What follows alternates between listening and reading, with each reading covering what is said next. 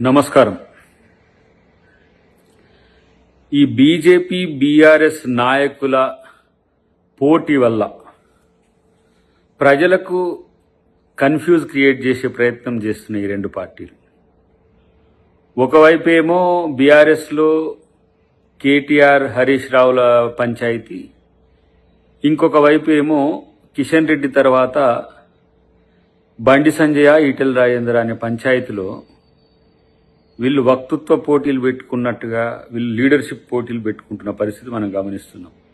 దానికి ఇద్దరు రాష్ట్ర ముఖ్యమంత్రి గారి మీద, రేవంత్ రెడ్డి గారి మీద విరుచుకుపడము, ఇష్టానుసారం స్టేట్మెంట్ ఇవ్వడం అనేది మనకు కనబడుతున్నది. అంటే నేనెక్కువ రేవంత్ రెడ్డిని విమర్శిస్తున్నా అంటే నేనెక్కువ రేవంత్ రెడ్డిని విమర్శిస్తున్నా, నేనెక్కువ సీఎం మీద కొట్లాడుతున్నా అంటే నేనెక్కువ సీఎం మీద కొట్లాడుతున్న దాని విషయంలో ఇలా ఈటెల రాజేందర్ గారు మాట్లాడుతున్న తీరు చూస్తే హాస్యాస్పదం అనిపిస్తుంది. అంటే సైకో అని, లేకపోతే శాడిస్ట్ అని ఇట్లాంటి పదాలు వాడితే నీకు టీఆర్పీ పెరుగుతుందని, జనంలో నువ్వు మాస్ లీడర్ అని ఎస్టాబ్లిష్ అవుతారనే ఉద్దేశంతో మాట్లాడుతున్న తీరు మార్చుకోండి ఈటెల రాజేందర్ గారు. అన్నిటికంటే ముఖ్యంగా హైడ్రా మీద మీకు విసుగు పుడుతుందంటే అవినీతి పరులకు మీరు దన్నుగా ఉండేందుకు ఒక ప్రయత్నం చేస్తున్నారని మిమ్మల్ని అర్థం చేసుకోవాల్సిన అవసరం ఉంటుంది. మూసీ మీద రాద్ధాంతం చేసిండ్రు, మూసీలో 3 గంటలు పండుకున్నారు.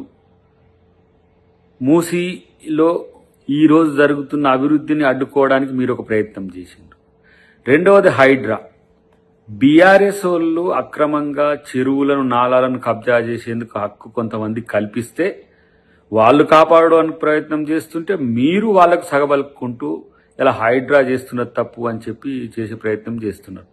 హైడ్రా సెంట్రల్ చట్టాల ప్రకారము, స్టేట్ చట్టాల ప్రకారం ఏర్పాటు చేసిన ఒక వ్యవస్థ. ఇంకా దానికి మరింత పదును పెట్టి ప్రజల ఆస్తులను, చెరువులను, నాలాలను, రోడ్లను, కబ్జాలను ఈరోజు కాపాడేందుకు పెట్టిన వ్యవస్థ దాని. మాస్టర్ మైండ్స్ కామర్స్ చదవాలనుకునే 10th ఇంటర్ విద్యార్థుల తొలి ఎంపిక. అది మీకు నచ్చట్లే అంటే ఏంది? కబ్జాకోరులకు, అవినీతి పరులకు, అక్రమార్కులకు అండగా ఉండడానికి చేసే ప్రయత్నం చేస్తూ ముఖ్యమంత్రి గారిని సైకో అని, ముఖ్యమంత్రి గారిని శాడిస్ట్ అనడం అనేది ఏం రాజనీతి? ఇలా జగ్గారెడ్డి గారు సీరియస్ గా స్పందిస్తే జగ్గారెడ్డి గారు ఈ విధంగా అంటారా, ఆ విధంగా అంటారా అని మీ సోకాల్డ్ ఉంది కదా, మీ వాట్సాప్ యూనివర్సిటీ రెచ్చిపోతుంది. ఈ అబద్ధాల కోరు, ఈ అవినీతి పరులకు బాసటగా ఉండే మీలాంటి వాళ్ళని ఎవరు హర్షిస్తారు? మీ పోటీ ఉంటే బండి సంజయ్ వర్సెస్ ఈటెల రాజేందర్ ఉంటే మీరు మీ పంచాయతీ పెట్టుకోండి. ప్రభుత్వం జోలికి, లేదంటే ప్రభుత్వ అధికారుల జోలికో, ప్రభుత్వంలో ఉండే వాళ్ళ జోలికో వస్తే మిమ్మల్ని ఎవరు హర్షించరు సరిగదా. మీ యొక్క దిగజారుడు రాజకీయాలను ప్రశ్నిస్తారనే అంశాన్ని గుర్తుపెట్టుకుంటే మంచిది. ఇవాళ నాయకునిగా ఎదగాలనుకున్న ప్రతి ఓడు ఇవాళ ముఖ్యమంత్రి గారిని టార్గెట్ చేసి ఇష్టానుసారంగా మాట్లాడుతున్నారు. తస్మాత్ జాగ్రత్త. ఇది కేవలం ఏదో మెతకతనమో, సహనమో, లేకపోతే సంనయనమో పాటిస్తున్న దాన్ని అలుసుగా తీసుకుంటున్న పరిస్థితి కనబడుతున్నది. మీరు మాట్లాడిన మాటలో, మీరు చేసే స్టేట్మెంట్సో కాంగ్రెస్ పార్టీ ఎవరో చేయలేక కాదు. ఇలాంటి పనికి మాలిన చెత్త కామెంట్స్ను సభ్య సమాజం మరి మీరు మాట్లాడితే అంగీకరిస్తుంది అన్నట్టుగా మాట్లాడుతున్నారో నాకేం అర్థం కావట్లేదు. ఇలా కాంగ్రెస్ పార్టీ నాయకులు ఎప్పుడైనా మాట్లాడితే వాళ్ళ మీద మీరు విరుచుకపడతారు కదా, మరి ఇలా మీరు మాట్లాడుతున్న తీరుని చూసి సభ్య సమాజం సిగ్గుపడదా?